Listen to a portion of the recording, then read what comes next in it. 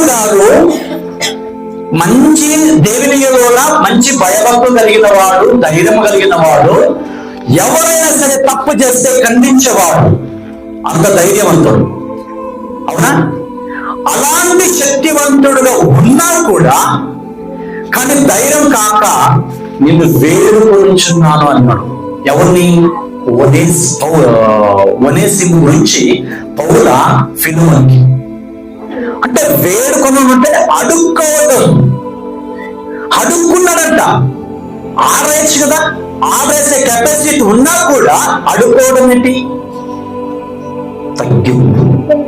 నా యొక్క స్థానంలో ఉన్నా కూడా తగ్గించుకునే విధేయత కలిగిన వాడే పౌల. నా సంఘస్థుడు, నా మాట మీరు వినాలి, నేనేం చెప్తే అదే వినాలి, నేను మీ పాస్టర్ని, మీరైనా మాట వినాలి అని కాదు.